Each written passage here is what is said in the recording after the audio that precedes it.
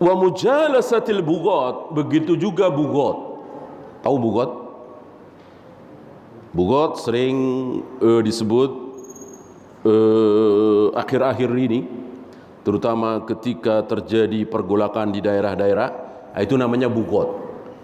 Ya, seperti OPM tuh bughat, GAM bughat,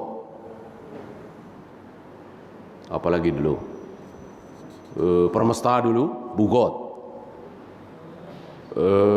RMS bughat, DI, TII bughat. Mau mengatasnamakan Islam, mau mengatasnamakan kafir ketika memberontak terhadap pemerintahan kaum muslimin. Indonesia ini kan pemerintahan kaum muslimin. Beda dengan Jepang, Jerman, Inggris, Prancis, itu pemerintahan kafir. Indonesia pemerintahan Islam. Indonesia, Malaysia, Brunei, Yaman, Saudi, Mesir, ini pemerintahan kaum muslimin. Ya. Pernah presiden Indonesia kafir? Belum. Belum. Sama dengan pemimpin Saudi, raja Saudi, presiden Mesir, ya, Malaysia, nggak ada yang kafir. Muslim semua.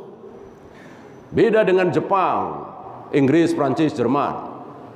Presidennya pernah muslim? Nggak ada, kafir semua. Ya.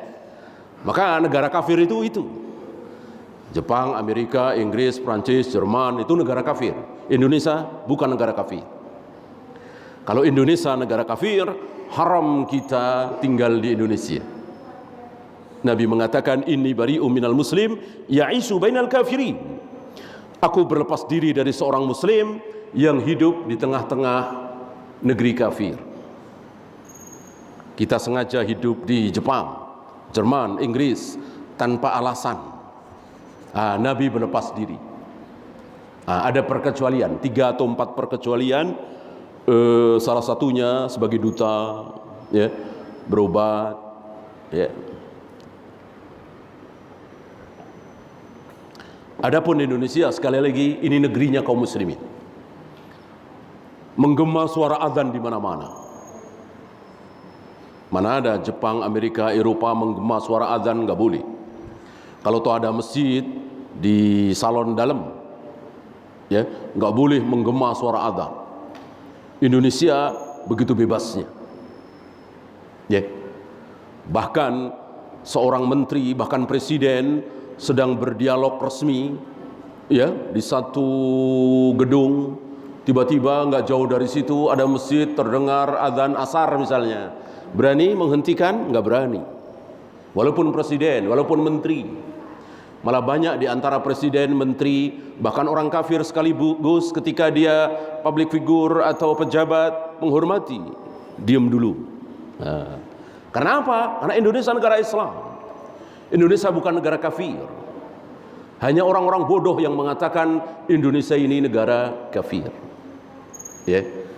Dan untuk membedakan mana negara muslim, mana negara kafir, itu dengan suara azan.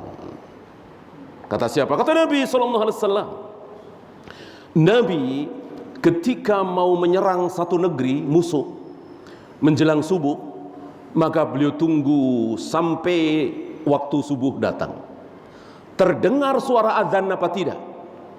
Ketika terdengar suara azan dari daerah itu, negeri itu, beliau batalkan. Berarti ini negerinya kaum muslimin, negara Islam. Jangan diserang, saudara kita. Ketika tidak terdengar suara azan, baru diserang. Berarti Nabi membedakan mana negeri muslim, mana negeri kafir, itu dengan menggemanya suara azan.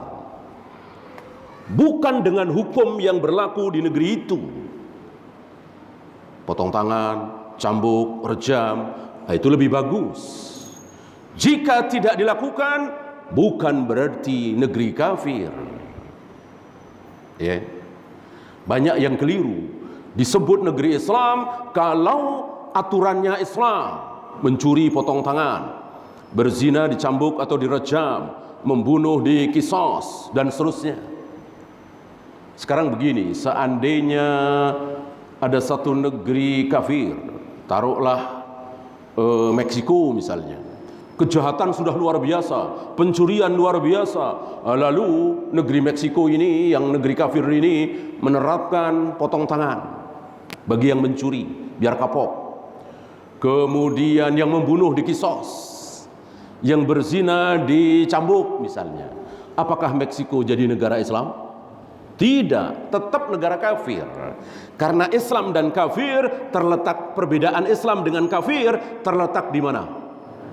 La ilaha illallah. Lafaz terbesar dalam azan, la ilaha illallah.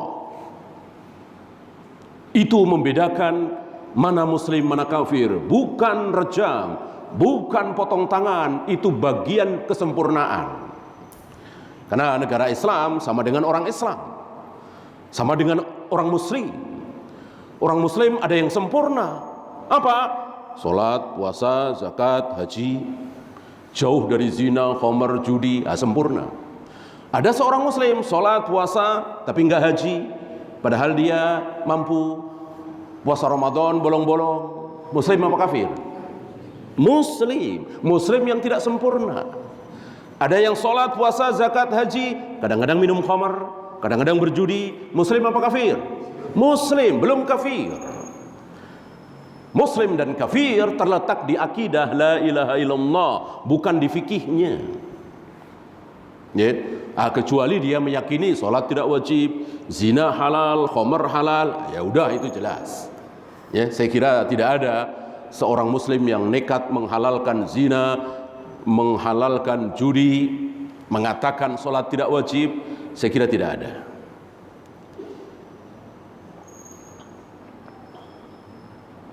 Kalau toh ada, sedikit sekali dan sudah keluar dari Islam tentunya kalau dia sadar. Nah, maka sekali lagi jangan sampai kita terkena subhat faham takfiri yang terlalu mudah mengkafirkan sesama muslim. Ya, karena sekali lagi seorang muslim itu ada yang sempurna, ada yang tidak sempurna. Begitu juga negara Islam ada yang sempurna seperti Saudi misalnya. Begitu azan luar biasa, berbondong-bondong salat berjamaah, toko-toko ditutup, dagangan ditinggalkan, mencuri dipotong tangannya, membunuh dikisos dan seterusnya. Di negeri kita atau Malaysia atau Yaman misalnya atau Mesir kurang begitu sempurna, tetap muslim. Ya. Sama dengan manusia, manusia yang sempurna itu kan ada kepalanya, rambutnya, kakinya dua, tangannya dua, sempurna. Ada orang kakinya cuma satu, tangannya cuma satu, masih disebut orang bukan? Masih, ya. Itu kakinya cuma satu, bukan orang itu, ya. Padahal jelas orang itu, manusia. Ya.